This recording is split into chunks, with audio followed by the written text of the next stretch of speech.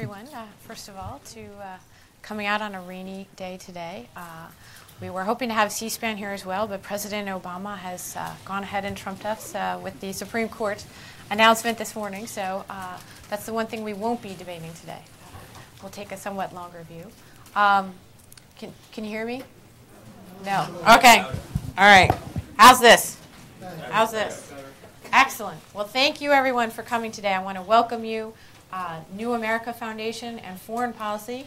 We're having a debate here between two of the terrific experts here at New America and articles that they've written on foreignpolicy.com, Michael Lind and Flynt Leverett.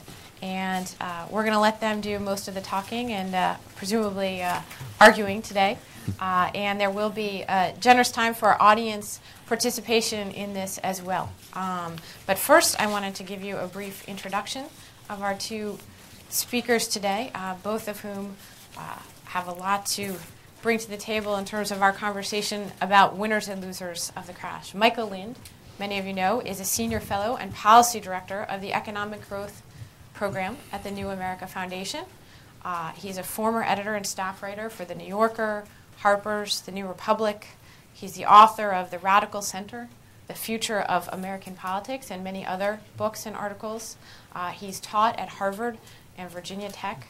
And the article of his that we'll be discussing today is called The Next Big Thing, America, which appeared in the most recent issue of Foreign Policy magazine. Flynt Leverett, our other speaker today, is also a fellow at the New America Foundation. He's a senior fellow and director of the Geopolitics of Energy Initiative. He's a former senior director for Middle East Affairs on the National Security Council under Condoleezza Rice, and he's worked as well at the State Department and the CIA in a long and distinguished career. He is also currently teaching at Penn State University in their new International Affairs program. And the article of his that we're discussing today is called The Age of Disorganization, which appeared recently on foreignpolicy.com. And both of these have stirred up, I would say, a considerable amount of debate as contributions to our ongoing discussion of the winners and losers of the financial crisis. If anything, I think there's been a cottage industry that's had great success at a time when just about no other businesses, which is in articles and soon-to-be books discussing who the winners and losers of the crash are. And if anything, I think both of these pieces really tap into a debate and a conversation that was already occurring. Is this it? Is this finally the arrival of what Fareed Zakaria has called the post-American moment? Is this After America, the title of a new book by one of our colleagues who's here today? I would say we have, on the one hand, Flynt here, who broadly speaking probably agrees with that assessment. And then there's Michael, whose piece very memorably quotes Otto von Bismarck. God favors fools, drunkards, and the good old U.S. of A. It's a terrifically, how shall I say, nuanced argument that you've made in favor of why the arsonist who started this particular fire of the global financial crisis is actually going to come out as the unlikely beneficiary.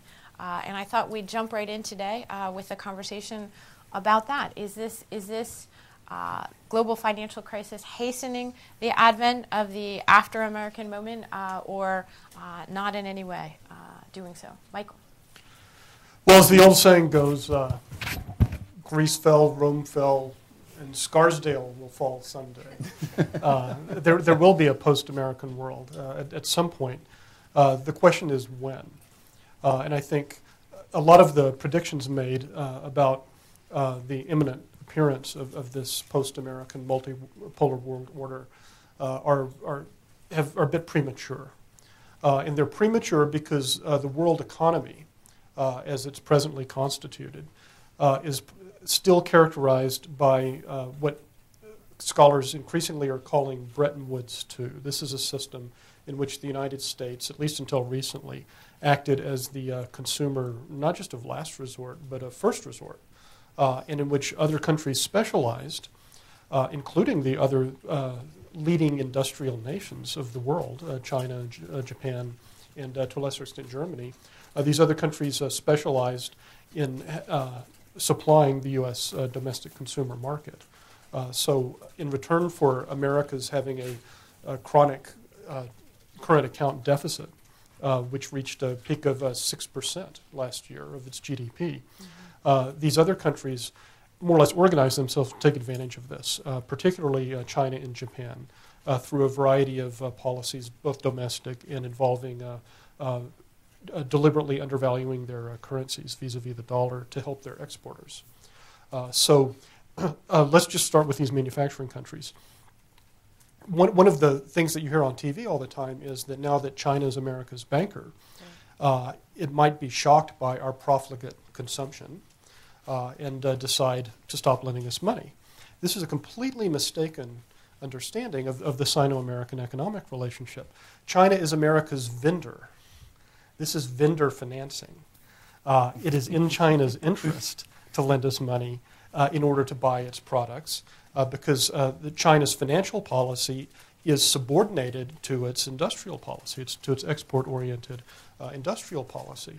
And as I say, the same is true of Japan. The mechanisms by which they carry out these essentially mercantilist economic strategies are somewhat different, but they both depend on the U.S. Consuming beyond its means. That's central to their economic strategy. Now, there was talk in the last couple of years about the decoupling of Asia in particular, of the Asian industrial exporters from the U.S. Consumer market.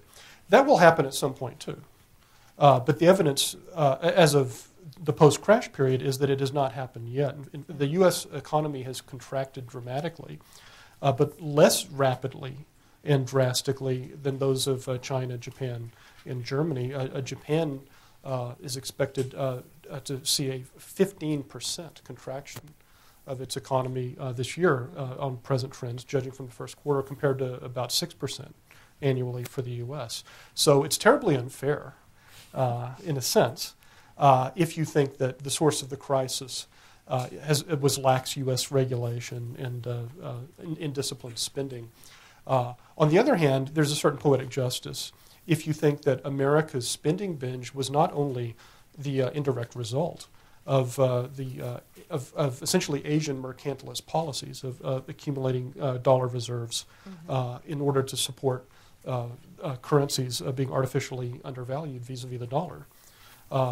So if that's the case, then this is a crash for which all sides have something to blame. Just to wrap up initially before turning to Flynt, my analysis is not that the U.S. is going to be a winner from this crisis. Everyone is a loser. It's just that the U.S. may lose less than other major countries, particularly those which have depended on chronic current account surpluses, because just in the nature of things, it's easier for the U.S. To cut back on imports than it is for these export-oriented economies, including some of the energy-producing states, which we can talk about later, for them to cut back on exports, since those are so central to their economic growth models. Flynt, you've looked at the notion of a coming age of what you called non-polarity, as opposed to unipolar United States as lone hegemon in the world, or really as in opposition as well to the idea of a council of multipolar superpowers. What did you mean by that, and how much is that compatible with Michael's analysis? When in the article, when we talked about non-polarity, we contrasted this with an alternative scenario of true multipolarity. I think the long-term trends, even before the current crisis erupted, the long-term trends were for the United States over time to lose power relative to other states in a number of important economic and financial issue areas. The United States is going to continue to have, for as far as the eye can see, a unique measure of military hegemony. But in virtually every other arena of international power, the trend lines before this crisis were for a decreased U.S. power And I think that trend is only going to accelerate coming out of this crisis. Now, where does that lead you? Well, it could lead you to a situation of what I would call true multipolarity, where the United States and its European and Japanese allies recognize this trend. They recognize that it's in their interest as well as the interests of others to get out in front of this, to restructure international organizations, international institutions, to accommodate rising powers and make those institutions more reflective of the real balance of power in the world. Okay? The alternative, non-polarity, is where that doesn't happen, where the United States and its allies kind of cling to their existing privileged position for as long as they can. You can already see little glimmers of this in the way that European states in particular resist reallocations of quotas in the IMF or resist taking China and India into the International Energy Agency. And on the side of the rising powers, even though these states become more powerful, maybe they don't do some of the things that they need to do in order to assume more responsibility for maintenance of the system as a whole. And in that scenario, you end up in a situation where no set of actors is really looking after the integrity or operation of the system as a whole, and everyone suffers. And so, while I agree with Michael that, yeah, eventually Scarsdale will fall, the question is when. I'd also say the question is how fast and how does the United States respond to that? Does it try and get out ahead of things and manage that transition in a way that promotes not just its own interests, but also a kind of healthy system? Or does it act more defensively and try to hold on to things, and then when things implode, is left having to try to pick up the pieces? But either way, you're talking about managing decline, in effect, yes. And what your approaches are. Whereas I would say that Michael is discussing an idea of the U.S. as being not the winner, but the beneficiary, perhaps, in a way that could actually improve its abilities as a superpower to operate in a multipolar world. Right? Well, let me say I agree with Flynt about the necessity to rethink international institutions to accommodate rising powers. I think where I may disagree with him has to do with the roster of rising powers. I think that the European Union is a declining power in the long run. And arguably the United States is a rising power itself. It is not a mature or declining power. Now, why do I say that? The U.S. has 300 million people now. According to the census, assuming reasonable rates of immigration comparable to those we've had in recent decades, and about the same amount of native fertility, we will add another 100 to 200 million people to this country in the next half century. That's a degree of population growth, largely immigration driven, which it simply has no parallel anywhere else in the world. And you see this taking place in the U.S. Rather than in Europe. You see it taking place at the very era where the Chinese and Indian populations will peak much larger than the U.S. population, at least in the foreseeable future, but peak and then start to decline. Well, what does this mean? Well, this means that assuming reasonable productivity growth and maintenance of reasonable per capita income in the U.S., you're going to see U.S. GDP expand along with population, because GDP is population times GDP, per capita GDP. The real losers in the next generation or two are the Europeans. Goldman Sachs has predicted that by 2050, Europe will shrink from about a quarter of global GDP, which is comparable to that of the United States today, to 10 to 15%. So you see a world in which China expands its share of GDP, India expands its share of GDP, some of the, Brazil, some of the other countries at a smaller scale.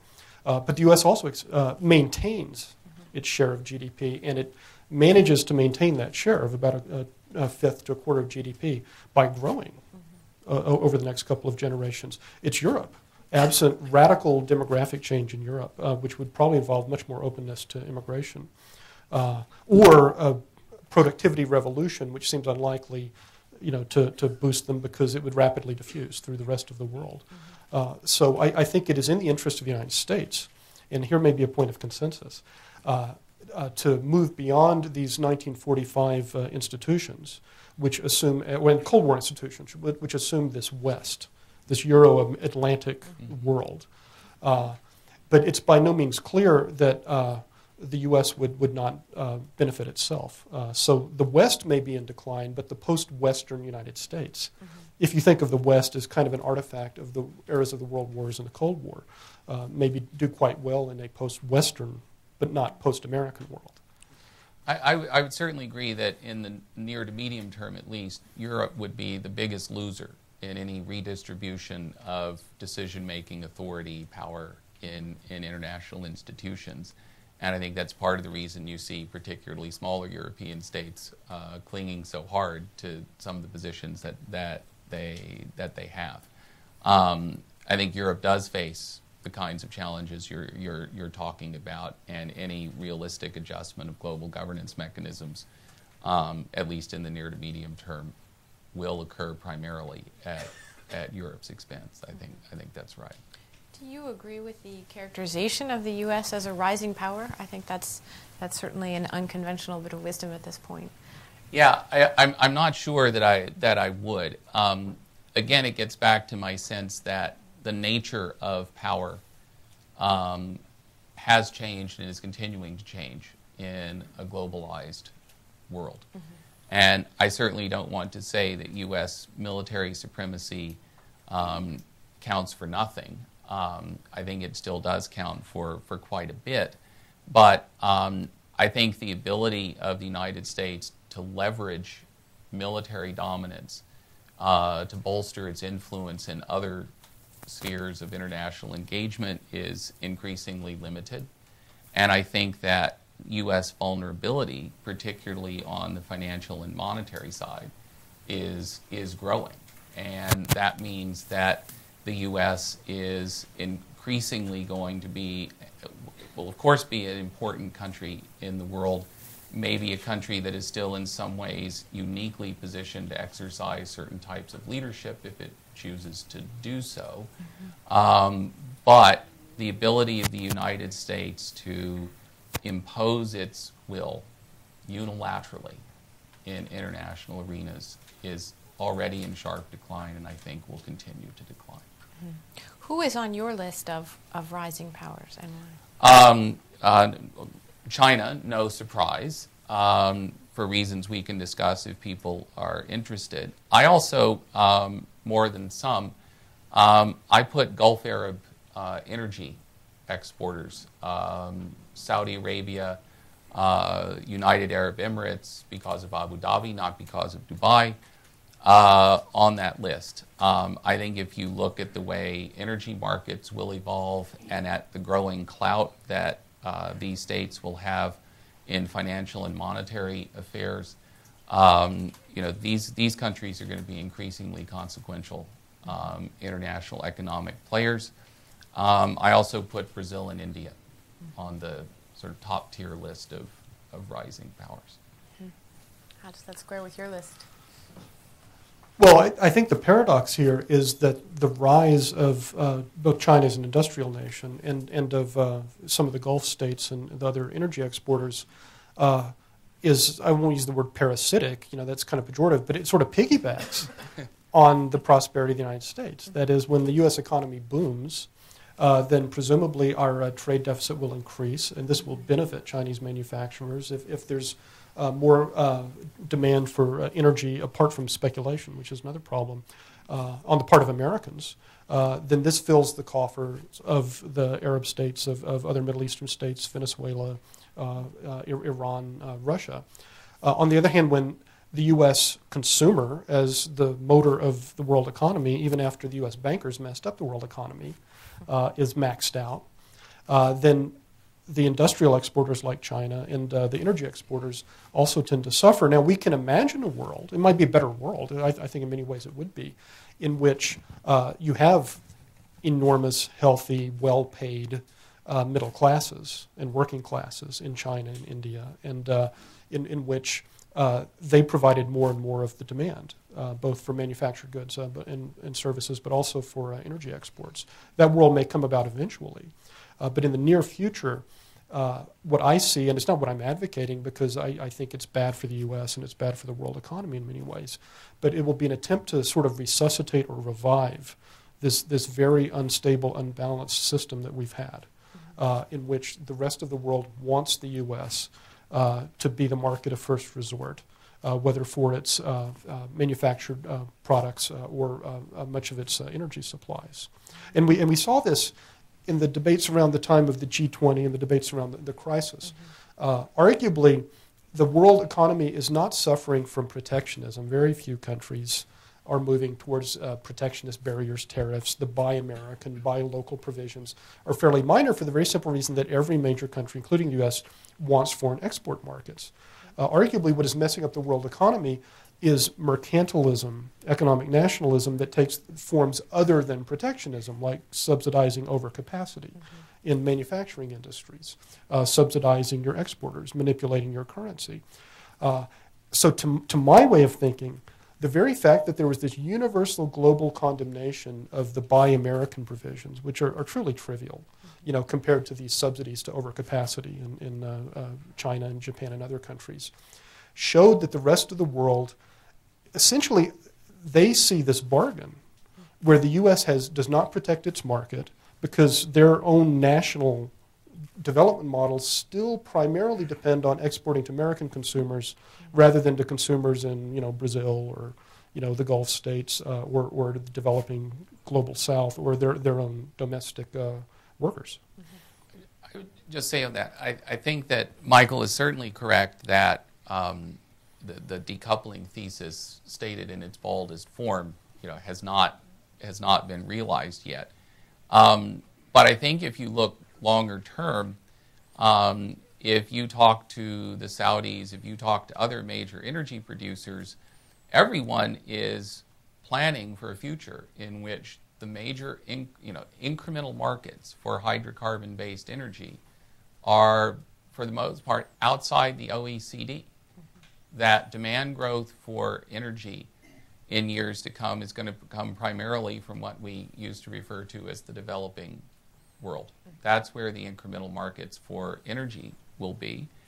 And I think increasingly, one thing that really struck me was this period Michael was talking about as the U.S. current account deficit was ballooning through the first 8 years or so of this decade. If you look at the countries where the current account surplus was growing, the countries with the 3 biggest current account surpluses in the world were China, Germany, and Japan, all countries that had to pay through the nose for hydrocarbon-based energy to the same degree, that same prices that the United States did. And yet, nevertheless, they were able to continue growing their current account surpluses during this period when they were paying more and more for energy. Now, they did this in part by exporting more to the United States, but they also did it in significant measure by figuring out how to serve emerging markets, including emerging markets in major energy-producing countries. And I think that's going to be an important trend in the future that is going to take us further down the road that the decoupling thesis would suggest is coming. Let's step back for a second to talk about that future impact of the financial crisis on the commodity prices, on oil prices, on our expectations about China's consumption model and where it's going to head. Do you see this primarily as sort of an interruption, the global financial crisis, in the inevitable continuation of spiking oil prices and skyrocketing prices for food and fuel? Short answer is yes. And I think here's an area where Michael and I may agree.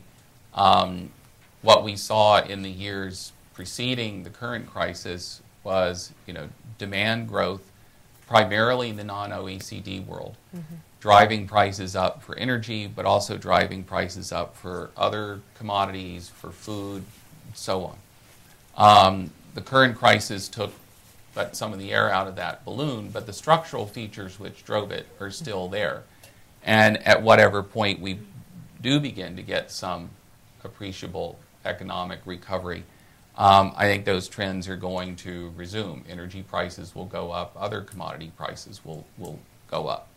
I think one place where Michael and I disagree is that, certainly Michael will speak for himself on this, but Michael argues that this is something that ultimately benefits the United States. Right.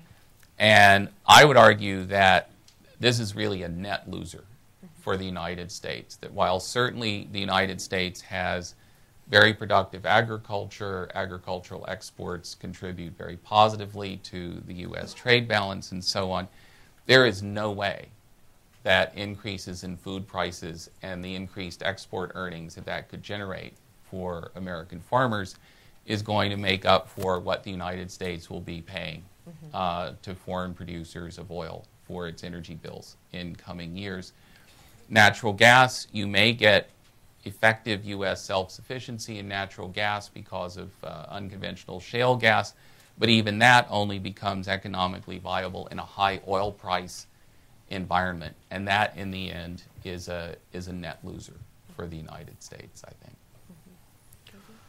Well, we do agree on the commodity prices. I think you have to distinguish between the countries with commodity surpluses and those with industrial manufactured goods current account surpluses. It seems to me that this export-oriented strategy of industrialization that's been pursued first by Japan and then by the Little Tigers and now by China on a much larger scale is ultimately and inherently self-defeating, and we're seeing the verge of this now. And there's sort of a parallel with what happened with agriculture in the late 19th and early 20th centuries. As a result of the railroads and steamships, you created a truly global market in foodstuffs and cotton. But the initial result of it was to devastate farmers everywhere through crises of overproduction. And it wiped out Eastern Europeans and fed into fascist and populist movements. You had populism in the U.S. And ultimately, every major industrial country in the 20th century dealt with this constant diseased agriculture sector, and the disease ultimately was overproduction and insufficient demand by elaborate systems of subsidy and welfare state policies and so on. My concern is, I don't advocate this, I predict this somewhat gloomily, that with all of these subsidies by every country, including our own, with aid to the automobile industry, every country wants to have automobiles. Every country wants to have an aerospace industry. They all want satellites. You're going to get this permanent system of overcapacity of these high value-added sectors. And that will lead to some combination of managed trade, dumping, subsidies of the sort that we've seen in agriculture. Europe is famous, the common agricultural policy, for mountains of butter and lakes of milk. And in my piece in Foreign Policy, I suggest you may have mountains of cars and avalanches of aircraft. So I think that you have to separate the overcapacity in industry from the genuine scarcity of oil and to some extent some foodstuffs, which will be a result from growing consumer demand, even in a world with fairly low, steady growth of the middle classes, as Flynt says, in the developing countries, in the global south, as well as some of the semi-developed countries like China. Over the long run, that will drive up prices, even in the absence of speculation, which is a problem for energy resources and for food in many cases. I just think if you're looking at the long run, you have to be careful about predicting. As Yogi Berra said, prediction is hard, especially about the future. But you never want to underestimate technological innovation and technological substitution as a response to scarcity. So I think that you'll have this period of pain in the U.S. and in other countries as a result of my Indian friends got very upset a few years ago when high oil prices and high food prices were blamed on the Indian middle-class consumer, right? As though this were some bad thing. It's a great thing. The more consumers we have around the world with middle incomes, the better. But it will initially drive up prices for these scarce goods. My guess is that this will also lead to a renaissance of investment in genetically modified agriculture, in more radical ideas like factory-grown food from stem cells, which is already rapidly developing as a technology, substitution of new energy sources, energy efficiency. But I think in the near-term future, Flynt and I probably agree that you will see, if you're looking for sovereign wealth funds to balloon, I wouldn't look to the industrial exporters necessarily, but I would look to the energy and commodity exporters. Mm-hmm. Flynt, do you agree that Asia's rise to a large extent comes at the expense of the U.S.? When we're talking about the rise of new consumers, for example, or the spike in oil prices and how that's going to affect their different economies?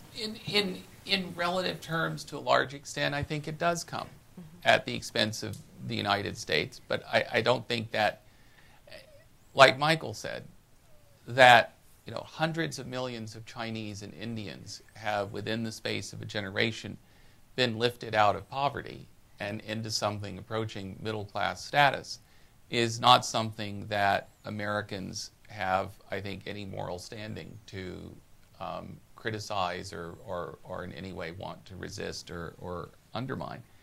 And I think it's simply a reality that as Asia becomes more prosperous, it is also going to become more powerful and influential in various ways.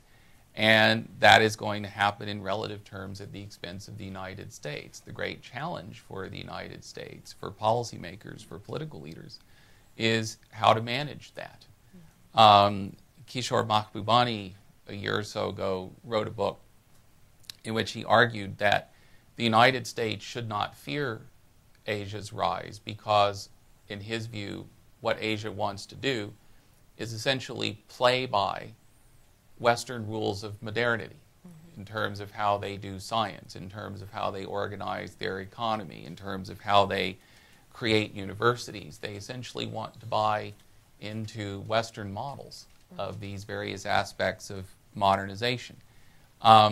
I think there's a good deal to that, but I think that on the U.S. side, a lot of how this plays out will be determined by how we respond to it. Do we, as I said, try to get in front of this in a proactive and constructive way and manage the transition in a way that the global economic order as a whole can continue to grow in a well-governed, well-regulated way? Or do we get defensive, try to hunker down, hold on to what we've got, and system maintenance suffers, which is ultimately bad not just for other people in the system, but for Americans as well. Do you take any gleanings away from the initial efforts to respond to the financial crisis? And one other question before we open it up to the audience. Do you have a personal nominee, either of you, for what we should be calling this and what we will be calling this financial crisis 20 years from now? Well, the Great Recession, seems to be a good term because it's a little short of depression, but it's great.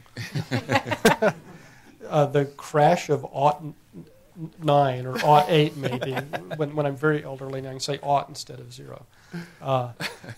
But no, I've been disappointed by the international response to this crisis because it seems to me that the three major players in terms of areas, North America, Europe, and Asia, have essentially been pursuing their own fixed ideas about the world economy which existed before the crisis, and they're not just rethinking everything. So the Europeans have this agenda of cleaning up tax havens and international banking regulation, which arguably goes to the symptoms, not to the underlying cause. The U.S., given the evidence of regulatory capture of our government, of both parties, by Wall Street, pushes back against these regulations. At the same time, the Asians treat this as a purely American-caused crisis, not acknowledging at all, particularly China, the role that these macroeconomic imbalances in trade, to the extent they contribute to this liquidity glut, have contributed to it indirectly. So what I see is all of the major countries, even when they're in the G20, they're bound both by their own interests and by their own inherited ideologies, whether it's this export-oriented developmentalism in East Asia or this kind of financialized neoliberalism in the U.S. or this desire to maintain the European welfare state by capturing more taxes from high-income people, which seems to be leading a lot of European proposals for regulatory reform. And I think they've been talking past each other. The G20 is a great improvement over the G7, G8, G9. But the mere fact that you have people in a room doesn't mean that they're actually forcing each other to think outside of the box, as opposed to talk to each other, talk past each other. I didn't have a good shorthand before you edited my piece and came up with Great Recession. And so I was very glad to get that one, and I'm perfectly happy to use Great Recession moving forward. In terms of what future generations will call this or think about it, I think it will mark a turning point in the way that the global economic order operates. And it's going to mark a turning point in particularly America's role in organizing, managing that order.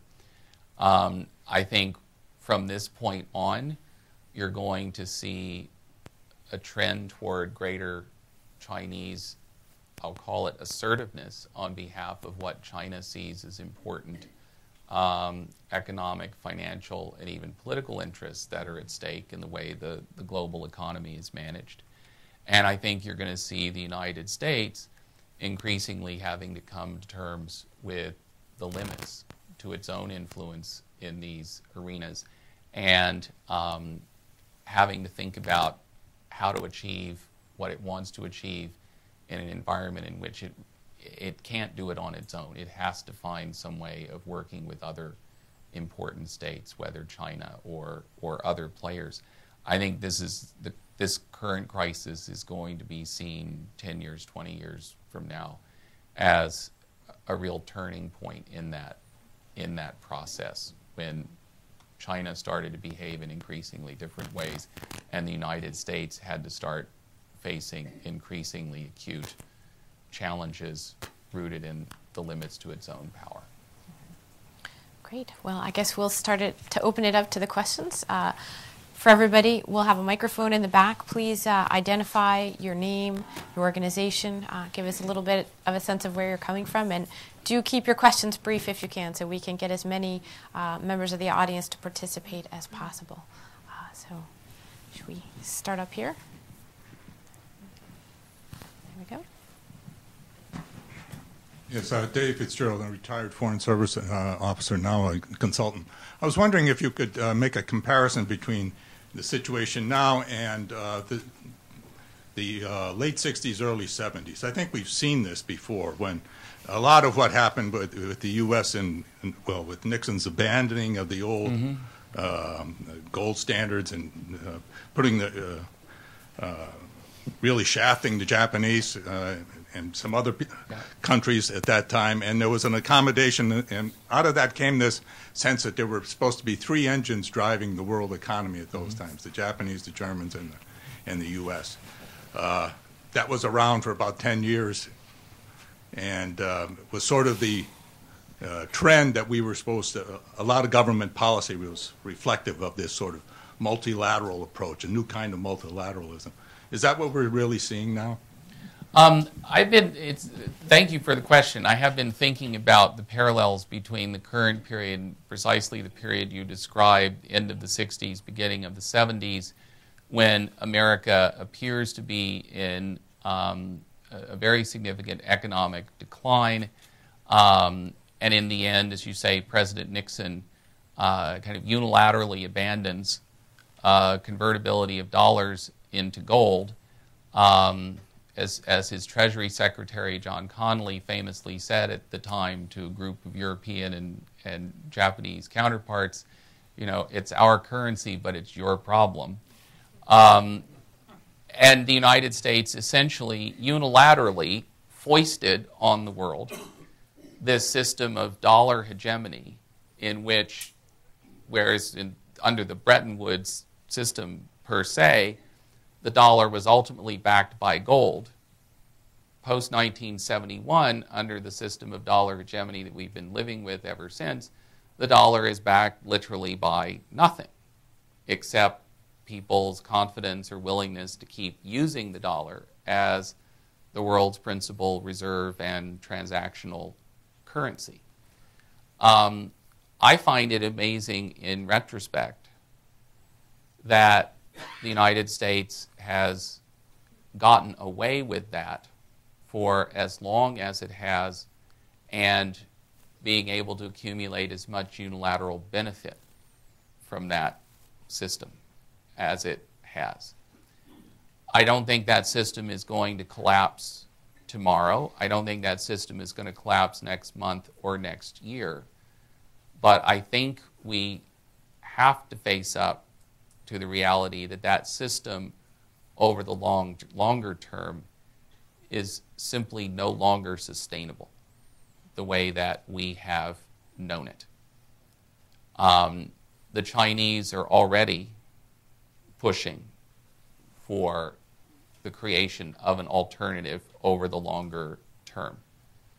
And I think that within the next 10 years, there is a very good chance that the Chinese will have made the decisions necessary to let their own currency float, with the idea that their currency will start to play an increasingly important role, international role, as a reserve and transactional currency. That's going to pose some very, very tough policy choices, policy challenges for other big surplus countries like the Saudis. Now, the United States, as I said, the United States can either try to get ahead of that reality and manage the transition from dollar hegemony as we know it today to something that will have greater legitimacy and sustainability. Or we can hold on for as long as we can. Then when the system finally does implode, we can try and pick up whatever pieces we can. I think the big difference between 1971 and today is that the American president no longer has an option, as President Nixon did, for kind of unilaterally shafting our major creditors. If an American president tries that today, I think the analogy to that would be simply to let policies go into place that would create a big inflationary dynamic, and we simply try and inflate our way out of all of this debt that we've accumulated. If an American president does that into provocative and unilateral a way, our creditors now have ways of pushing back and hurting us. And I think that's the big difference. Mm-hmm. Michael, do you have anything to add? Yeah, I think history shows that we have been far more successful in shafting our creditors than anyone should have expected. It's an excellent question. I think this is the third time in the last 40 or 50 years in which the end of American hegemony and the emergence of the multipolar world was discerned by many people. The first was in the late 60s and 70s, and you had Henry Kissinger and Richard Nixon famously saying that while we still have a bipolar military order, the world economy is pentagonal. It's the U.S., Europe, Japan, China, and the Soviet Union. Mm-hmm.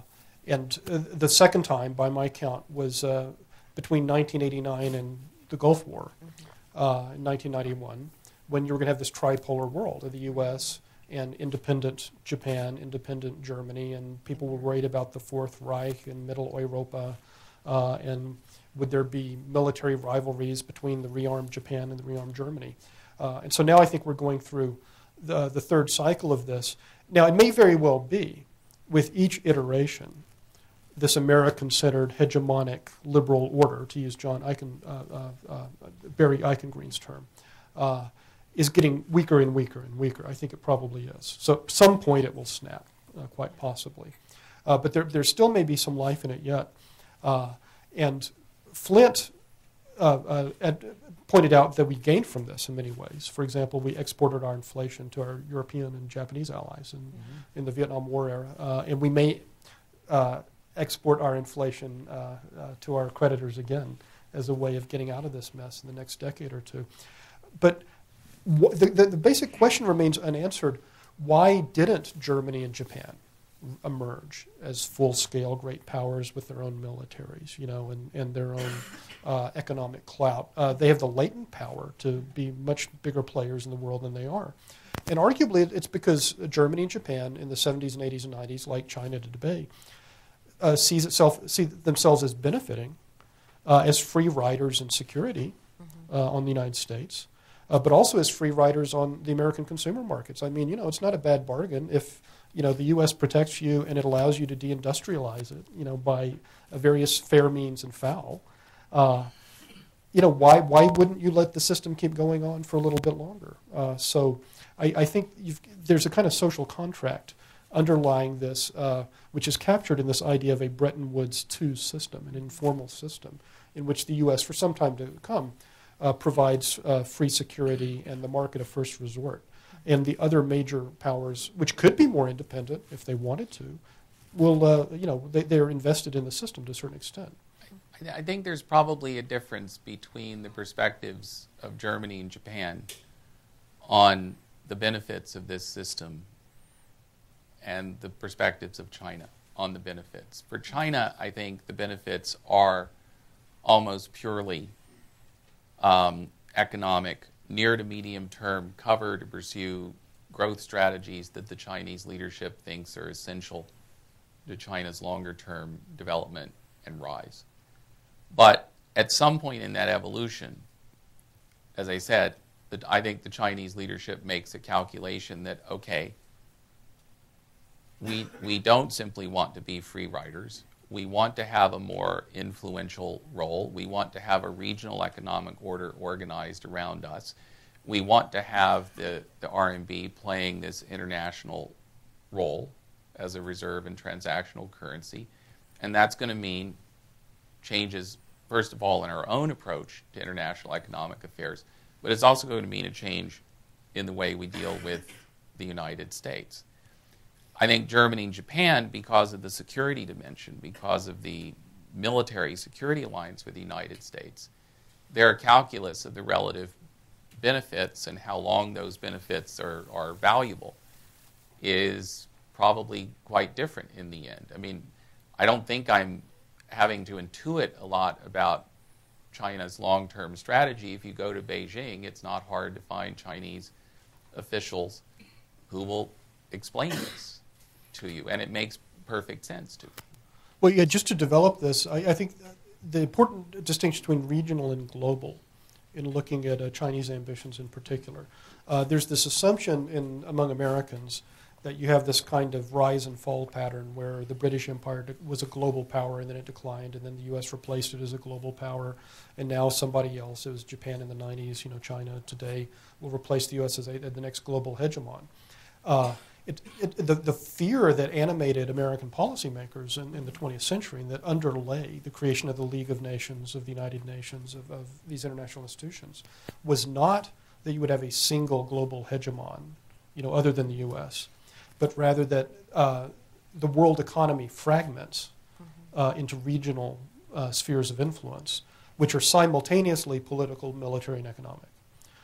And so if you go back and look at the concerns about the U.S. in the late 1930s, it wasn't so much that Hitler would rule the world, literally, but rather that you would have, the world would be carved up between a relic of the British Empire, the German Empire in Europe, the Japanese Empire in Asia, and in each of these realms, economic considerations would be subordinate to military and political considerations. And I do think that is a concern. That is, at the end of the day, the U.S. has sought to maintain a liberal global order. And if that breaks down, the default system consists of these regional blocks dominated no longer by small islands with technological superiority like Britain and Japan in the 20th century, but by the giant populous states in these particular regions. And I think that's a cause of concern. For example, looking at the currency swaps between Brazil and China, because the thing that would be absolutely fatal to an integrated global trading system would be something like the old imperial system, where let's say China sells goods to Brazil, and in return Brazil has to pay for them, in China's currency, where you have all of these bilateral deals, which inevitably would become hub and spoke deals around a central industrial country. And that is something to worry about, I think. Let's get a few more questions from the audience to start. Should we, in the very back there?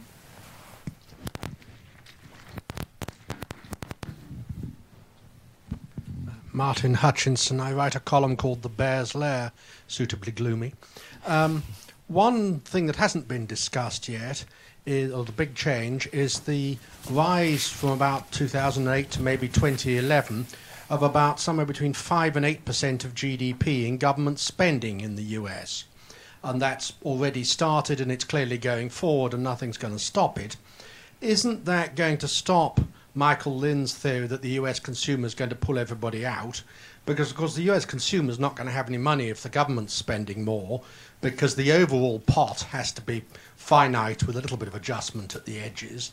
And since governments don't import anything like as much as consumers, aren't the Asians and the other exporters going to have to find their own markets in their other with each other, because the US consumer won't have any money because the government will be spending it all? Good question. Yeah, a good question. I should make it clear, I assume lower growth, lower, longer, and slower growth.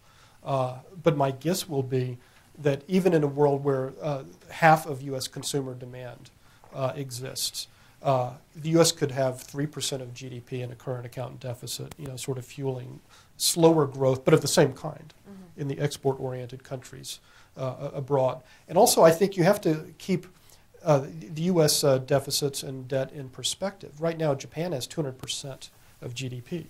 As its debt to GDP ratio. The U.S. is up to about 80, I think. We may go up to or slightly above 100. Last time I checked, and someone can correct me if I'm mistaken, our debt to GDP ratio post-crisis, when you take into account all of the deficit spending of other industrial nations, is pretty much within the range. This is a great emergency.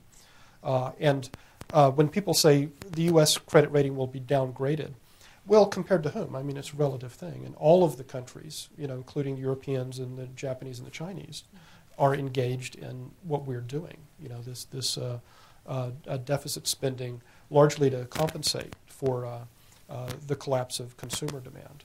But I don't assume a return to the go-go 90s and 2000s.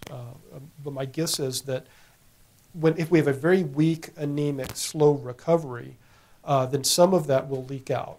And we will see a slight rise, if not a huge rise, in our current account deficit, which has collapsed because of lack of consumer demand. And that will benefit exporting countries, although much less than they would like. I think that the stimulus and the very substantial increase in liquidity that the Federal Reserve is currently pumping into the American economy is going to accelerate the trend that I was talking about toward some kind of reconsideration of dollar hegemony. It is certainly true that at this point there is no ready alternative to the dollar. But I think it would be a serious strategic mistake for American policymakers to assume that because there is no ready alternative today, that one couldn't begin to emerge over the next few years. And I think it would be very dangerous to assume that this is, in effect, 1971 all over again, where we can effectively try to remake, unilaterally remake international monetary relations by pumping all of this liquidity in, effectively depreciating the dollar, inflating our way out of our debt, and assume that the rest of the world is just going to have to suck it up. I think that would be very, very dangerous. Next question. Let's see. Right there. Oh, hi, I'm Leta Hong-Fincher from VOA News. I wanted to ask both of you, you've been talking about, Mr. Leverett, the decreasing U.S. hegemony in economic affairs.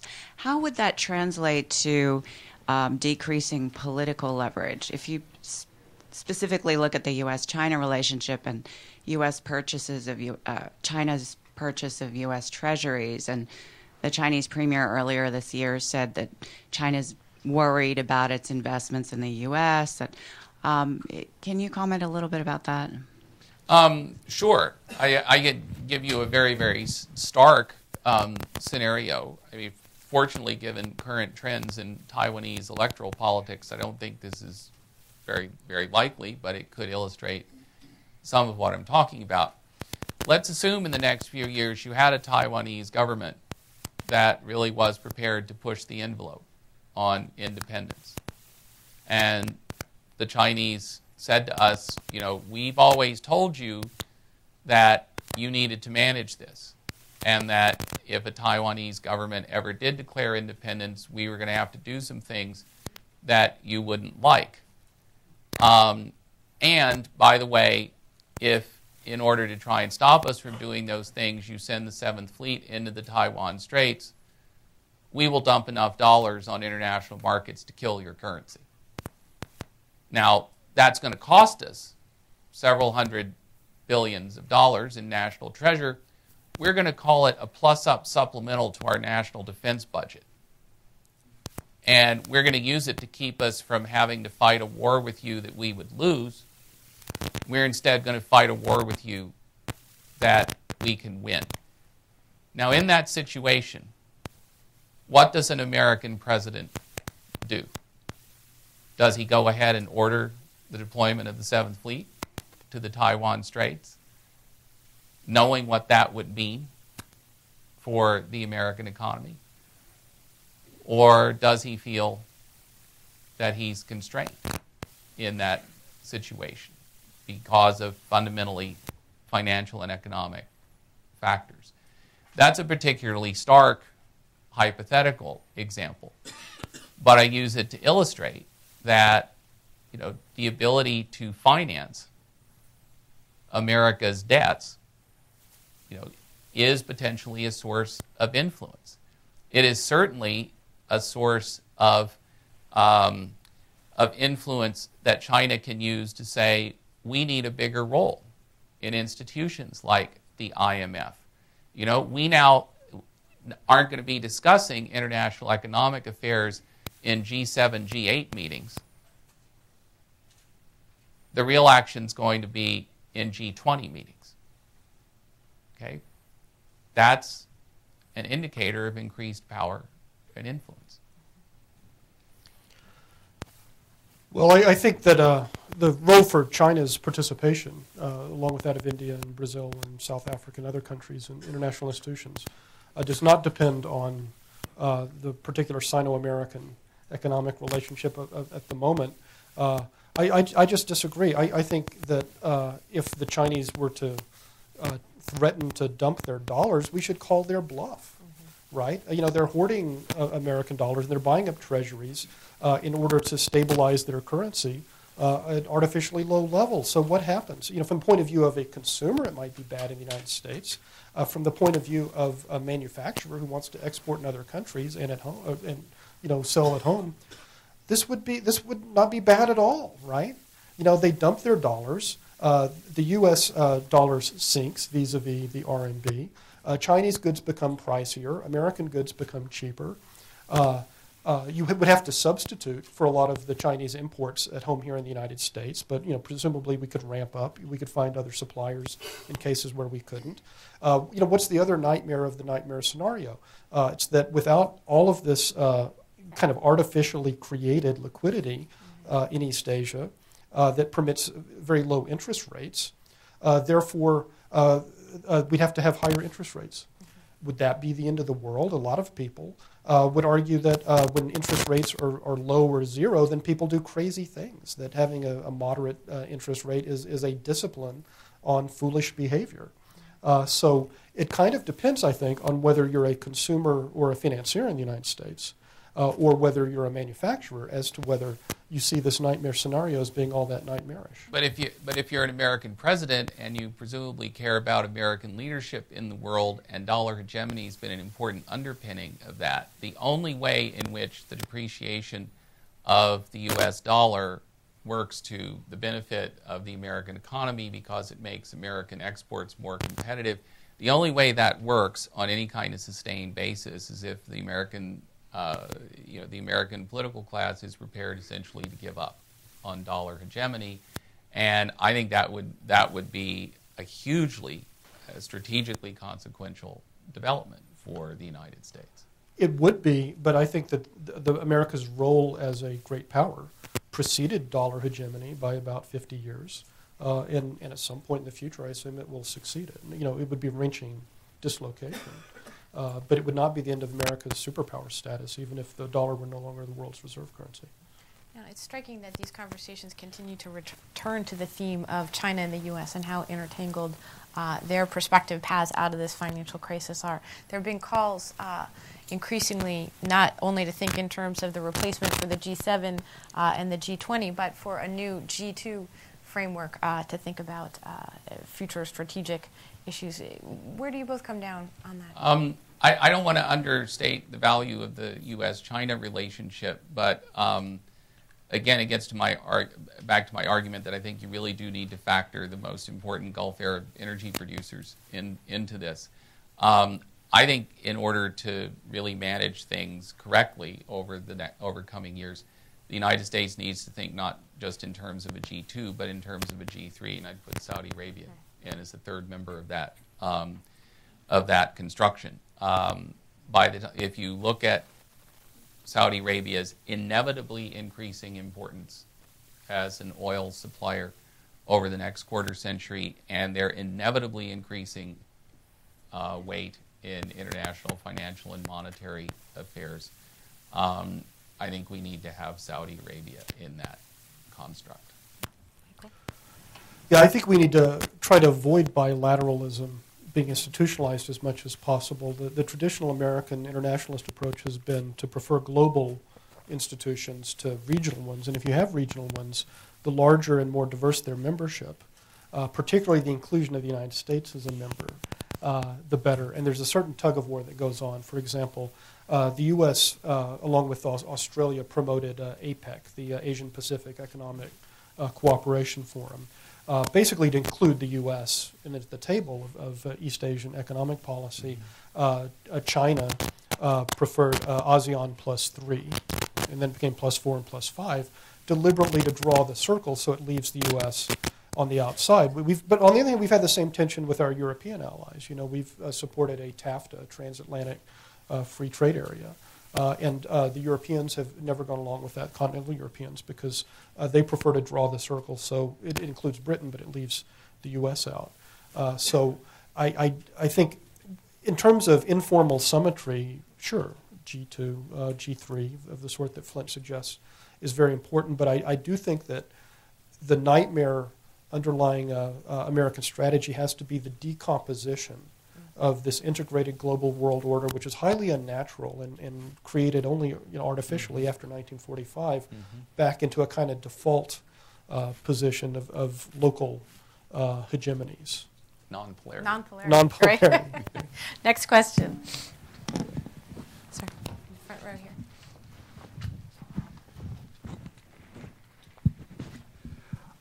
I do not understand this pessimism.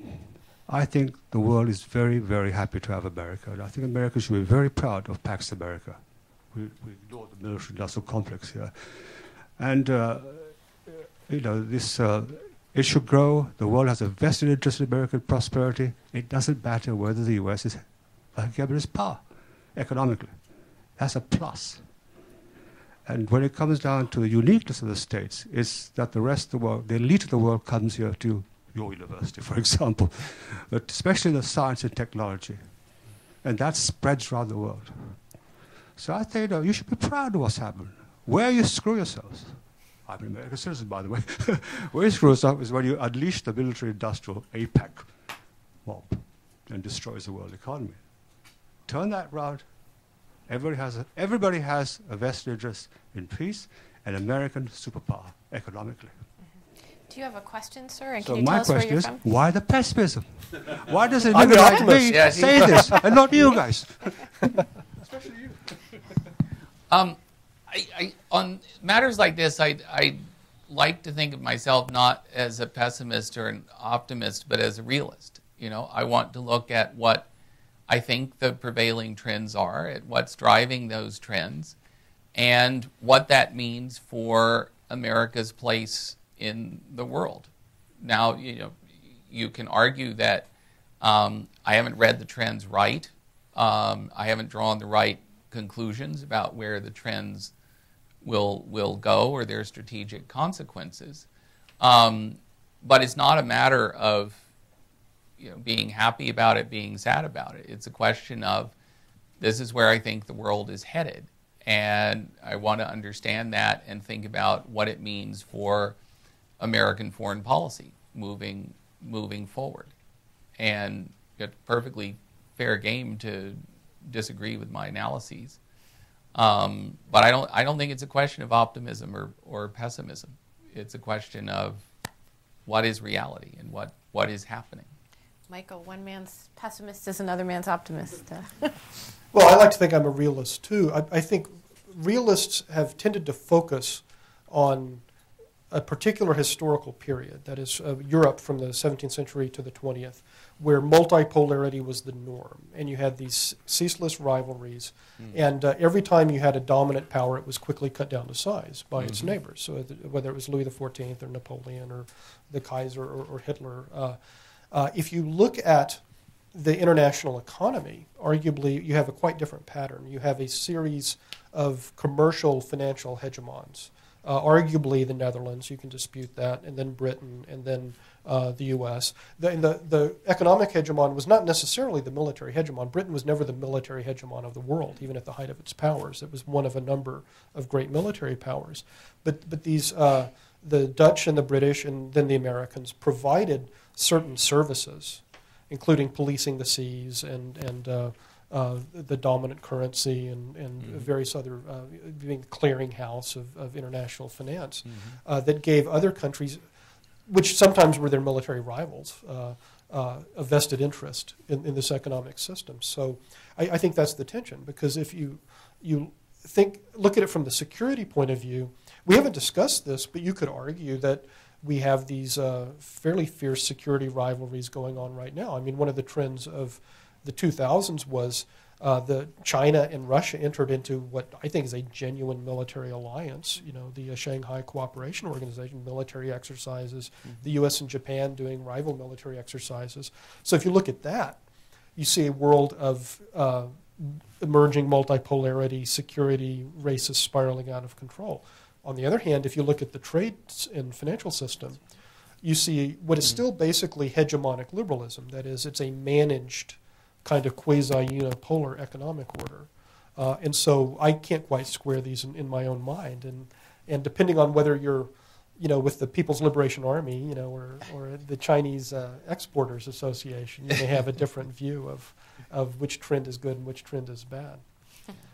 Next question. Sir.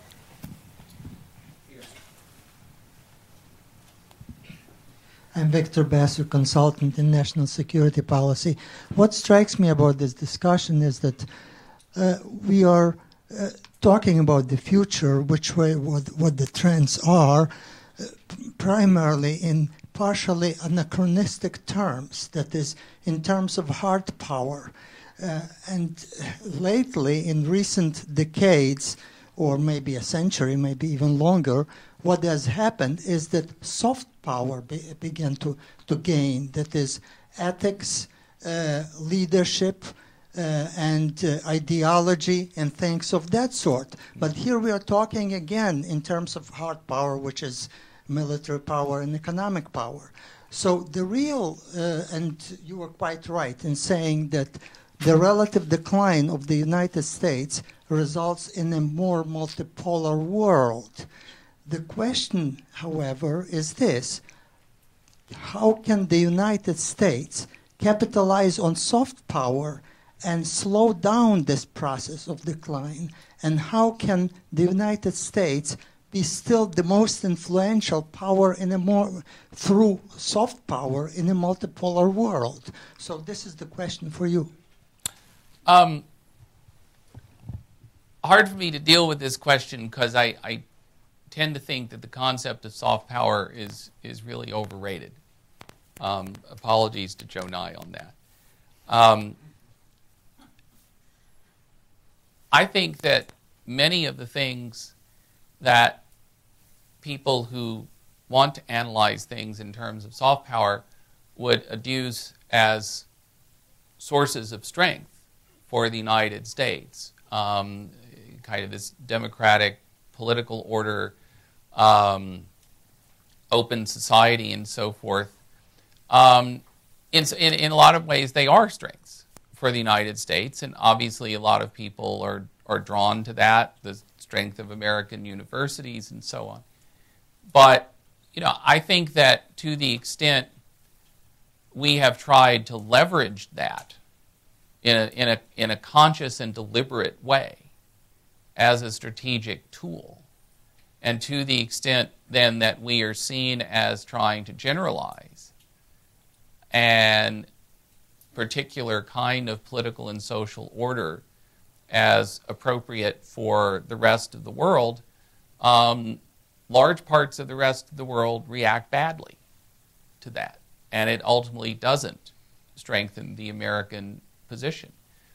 I think that to the extent that there is now a countervailing ideology pushed by rising powers against the United States, it is an ideology, it's certainly pushed by China, I think it's pushed by Russia. It's essentially an ideology that emphasizes a very strict concept of state sovereignty and non-interference. The Chinese go to Africa with various types of aid programs, investment initiatives, and so forth. And one of their selling points is, we're not going to put all of this internal stuff on you that the United States will. We're not going to insist that you bring things up to Foreign Corrupt Practices Act standards of internal accounting. We're not going to insist that you organize your bureaucracies in certain ways. We are going to respect your sovereignty as a state. And I think that actually in some quarters that message has considerable appeal.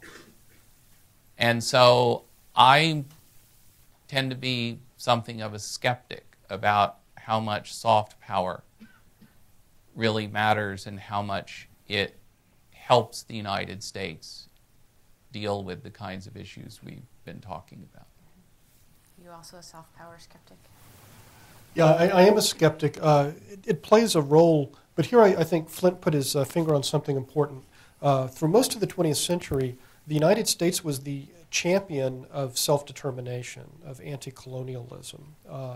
Sometimes, we tolerated a lengthier decolonization of the British and French empires for geopolitical reasons, but it was more or less sincere. That is, people should govern themselves. I mean, that's always been part of America's Republican ideology. What happened in the 1990s, largely in Britain and Europe, and then it came to this country, was this responsibility to protect idea, which was very well intentioned. The idea was that countries are not legitimate unless they meet all of these elaborate human rights protection provisions, even if the population supports the regime. And the moment you cross that barrier, you basically get into the possibility of liberal imperialism or humanitarian imperialism. That is, if this government is sufficiently wicked, then the international community, meaning largely the Caucasian North Atlantic powers, or majority Caucasian in the case of the U.S., will then invade the country and rule it because you are incapable of governing yourselves. And to much of the world, I think this just looks like European colonialism all over again. So I guess my answer is, I don't see why. I agree with Flynt. I think that China and Russia and some of these other countries are promoting the idea of self-determination and national sovereignty first, with or without human rights. In practice, that was the Truman administration's approach, right? We had foreign aid to countries around the world that were post-colonial. Most of them were not democracies. They were juntas, they were dictatorships of various kinds and so on. And we promoted the long-term evolution of all of these independent societies towards liberty and constitutionalism and democracy. But we put self-determination first, and internal organization second. And I think that we lost a certain soft power when we stopped doing that and we allowed China and Russia to pick up what was, after all, the older American emphasis on self-determination and sovereignty. Sir.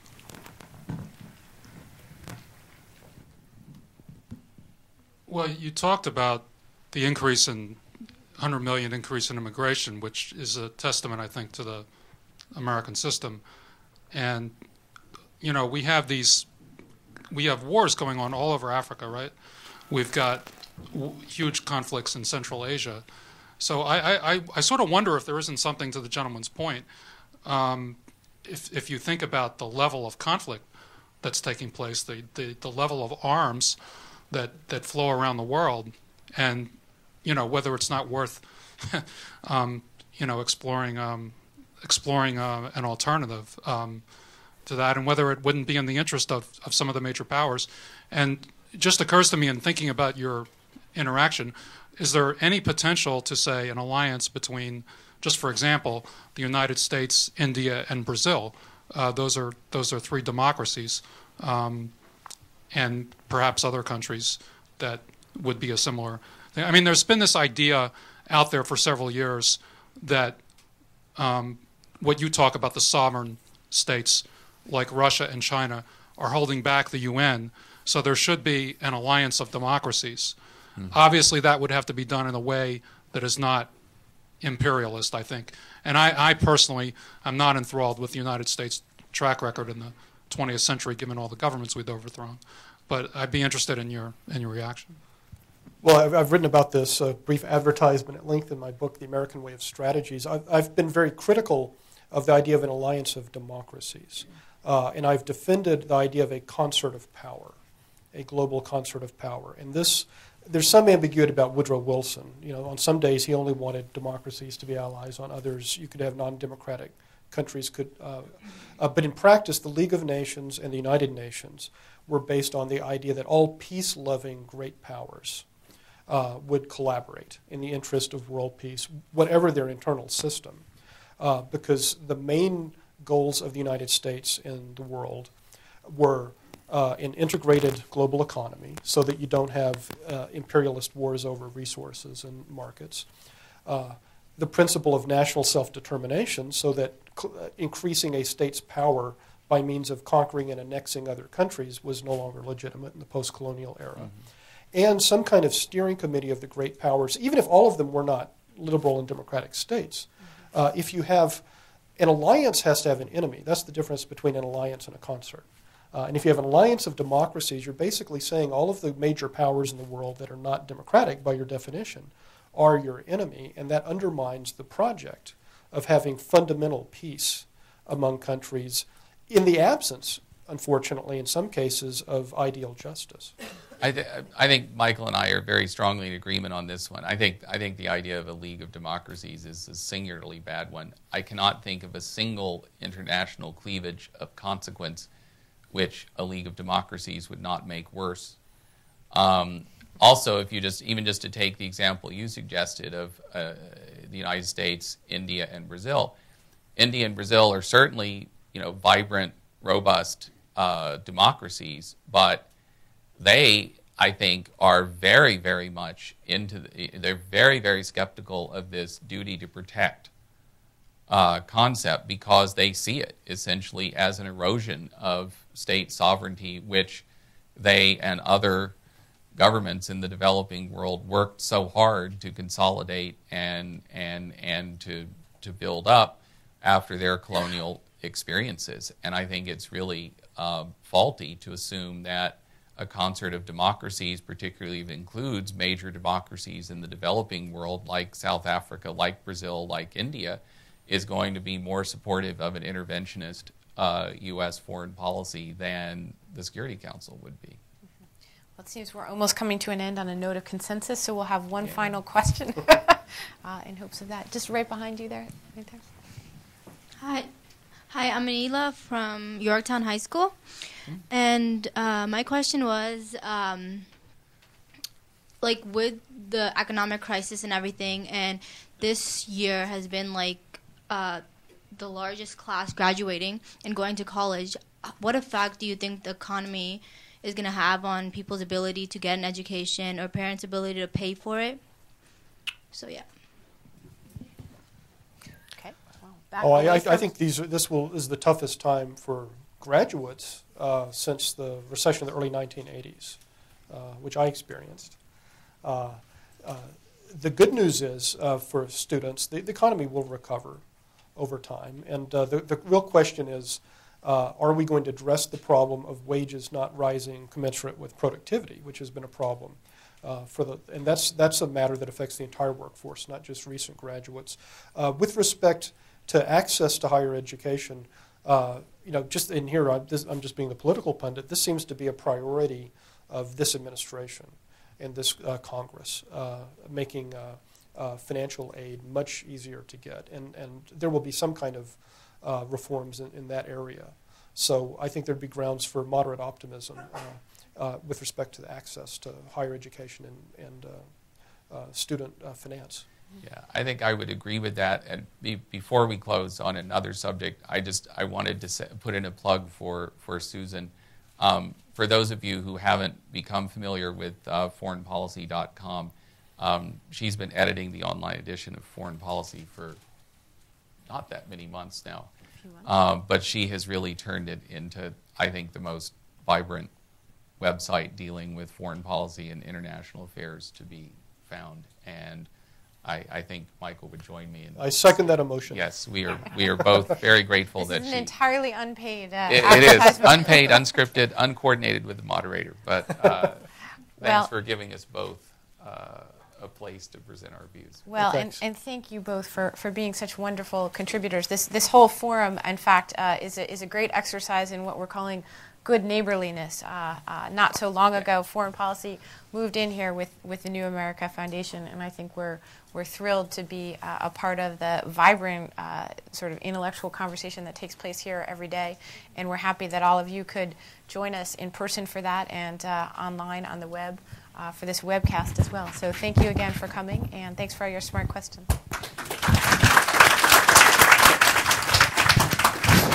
Thanks.